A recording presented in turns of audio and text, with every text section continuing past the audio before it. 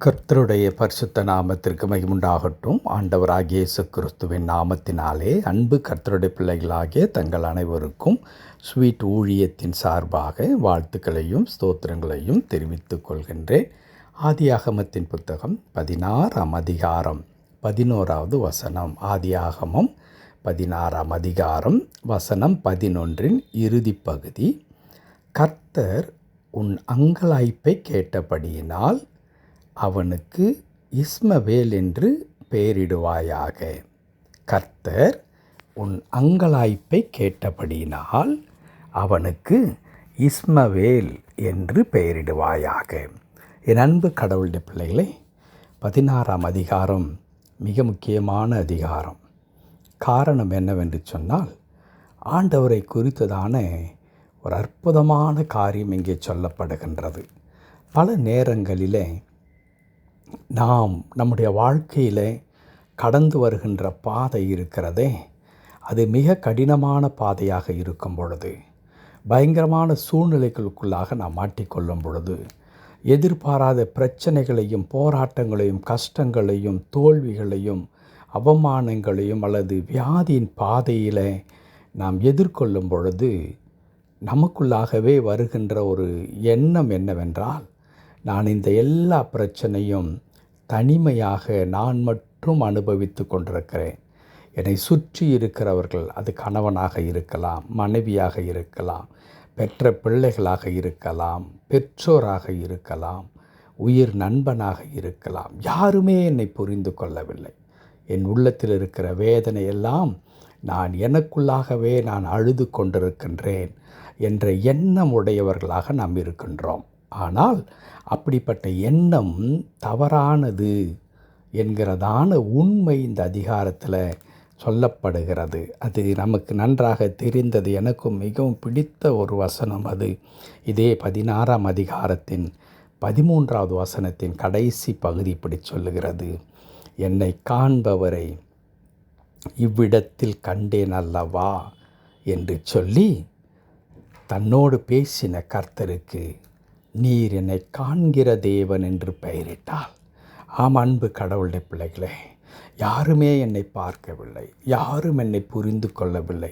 என்னுடைய பிரச்சனைகளை எல்லாம் நான் ஒருவளே சந்தித்து அதை நான் மிகவும் வேதனைக்குள்ளாகவும் பயங்கரமான போராட்டத்திற்குள்ளாகவும் என் வாழ்க்கை ஒரு நடைப்பிணத்தைப் போல நான் கடத்தி கொண்டிருக்கிறேன் என்று நாம் சொல்லும் பொழுது, வேதம் சொல்லி தருகிறது, இல்லை, நான் உன்னை காண்கிற தேவன் என்று ஒரு ஆண்டவர் இருக்கிறார்.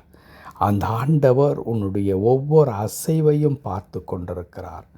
ஒவ்வொரு நொடி பொழுதும் உனக்கு என்ன நேரிடுகிறது என்பதையெல்லாம் அவர் கூர்ந்து கவனித்து கொண்டிருக்கிறார் என்ற மாபெரும் அரிய சத்தியம் அங்கே சொல்லப்படுகிறது. அந்த சத்தியத்திலே தான் ஆகாருடைய வாழ்க்கை குறித்து நாம் பார்க்கும் பொழுது, கடவுள் ஆகாரிடத்தில் பேசுகின்றார். அவள் கருவுற்று இருக்கின்றாள். கருவுற்று இருக்கும் பொழுது பின்னணியும் நமக்கு நன்றாக தெரியும். நான் நேரத்தை கடத்த விரும்பவில்லை. ஆனால் தன்னுடைய கணவனான ஆபிரகாம் வீட்டிலே தொடர்ந்து இருக்க முடியவில்லை. ஏனென்றால் அவருடைய மனைவி சாரா மிகவும் அவளை கடினமாய் நடத்துகின்றார். ஆகையால் நான் அந்த வீட்டை விட்டு வெளியேறி விடுவேன் என்று சொல்லி அவள் வெளியே வந்து விடுகின்றார். வெளியே வந்து ஒரு வனாந்திரத்தில் மாட்டிக்கொண்ட பிறகு கருவுற்றிருக்கிற இந்த பெண்மணி என்ன செய்வதென்று தெரியாமல் திகைத்து நிற்கும் பொழுதுதான் கடவுள் ஆகாரை பார்த்து அங்கே தேடி வந்து அங்கே பேசுகின்றார். அது முந்தின வசனங்களிலெல்லாம் அதை பார்க்கின்றோம்.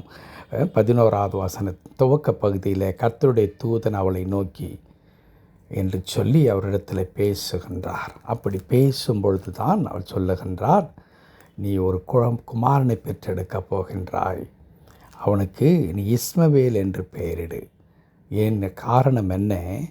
கடவுள் உன்னுடைய அங்கலாய்ப்பை கேட்டிருக்கின்றார். கர்த்தருடைய பரிசுத்த நாமத்திற்கு மகிமை உண்டாகட்டும். அங்கலாய்ப்பு, வேதனை, மன அழுத்தம், போராட்டம், பிரச்சனைகள், இது எல்லாமே ஆங்ஸைட்டி என்று சொல்லலாம். டிப்ரெஷனில் நாம் அப்படியே மூழ்கி போய் நாம் மிகவும் பயப்படுகின்ற ஒரு நிலைக்கோ அல்லது மிகவும் கடுமையான ஒரு பாதையில் கடந்து செல்லுகின்ற ஒரு சூழ்நிலைக்குள்ளாக நாம் தள்ளப்படுகின்றோமே, அப்படி தான் ஆகார் அந்த நேரத்தில் இருந்திருப்பார். ஆனால் என் அன்பு கடவுளுடைய பிள்ளைகளே, கர்த்தருடைய வார்த்தை சொல்லுகிறது, உன்னுடைய அங்கலாய்ப்பை, உன்னுடைய துன்பத்தை, உன்னுடைய துயரத்தை கடவுள் கேட்டிருக்கின்றார். அவர் உன்னை பார்த்து கொண்டிருக்கின்றார். ஆகையால் நீ பெற்றெடுக்கப் போகிற பிள்ளைக்கு இஸ்மவேல் என்று பெயரிடு என்று சொல்லுகின்றார். என் அன்பு கடவுளுடைய பிள்ளைகளே, நான் துவக்கத்திலே சொன்ன வண்ணமாய் நாம் கடந்து வருகிற பாதை இருக்கிறதே, இந்த கடினமான பயங்கரமான நெருக்கடியான பாதை, இது நீங்களும் நானும் தனிமையாக இதை நாம் சந்திக்கவில்லை. நம்மோடு கூட கடவுள் இருக்கின்றார். இந்த துன்பத்தையும், இந்த அவமானத்தையும், இந்த போராட்டத்தையும், இந்த கஷ்டங்களையும் ஆண்டவர் நன்மையாக மாற்றி போடுவதற்கு, அவருக்கு நமக்கு உதவி செய்வதற்கு அவருடைய கண்கள் நம்மை நோக்கி பார்த்து கொண்டே இருக்கிறது. ஆகவே அன்பு கர்த்தருடைய பிள்ளைகளே, பயப்பட வேண்டாம். இதில் இருந்து நான் என்ன செய்ய போகிறேன், யார் எனக்கு உதவி செய்ய போகிறார்களோ, எப்படி மீண்டு வரப்போகிறேன், சகாயம் எங்கிருந்து வரப்போகிறது, யாரின் பக்கத்தில் நின்று எனக்கு ஆறுதலாக ஒரு தைரியமாக பலனாக நிற்கப் போகிறார்கள், ஒன்றும் தெரியவில்லை. ஆமாம், ஒன்றும் தெரியாத இந்த நேரத்தில் தான் கர்த்தருடைய வார்த்தை சொல்லுகிறது, உன் அங்கலாய்ப்பை உன்னுடைய ஆண்டவர் கேட்டு கொண்டிருக்கின்றார் என்று சொல்லி பயப்பட வேண்டாம். அங்கலாய்ப்பை கேட்கின்ற கடவுள் ஆண்டவர் புதிய அற்புதமான வழிகளை நமக்கு திறந்து கொடுத்து, இதுவரையிலும் நாம் கண்டிராத கேட்டிராத பாதைகளை நமக்காக திறந்து கொடுத்து, அந்த பயங்கரமான சூழ்நிலையில் இருந்து நம்மை விடுதலையாக்கி நம்மை ஆசீர்வதிப்பதற்கு ஒரு போதுமானவராயிருக்கிறார். கர்த்தரை நோக்கி ஆண்டவருக்கு என்றைக்குமே நன்றி செலுத்தி கொண்டே இருங்கள். அற்புதங்களை காண்பீர்கள். கடவுள் தாமே இந்த வார்த்தையின்படியே நம்மை ஆசீர்வதித்து நம்முடைய அங்கலாய்ப்புகள் எல்லாவற்றையும் மாற்றி மகிழ்ச்சினாலும் ஆனந்தத்தினாலும் இடைகட்டி தொடர்ந்து நம்மை வழி நடத்துவாராக. ஆமேன், ஆமேன்.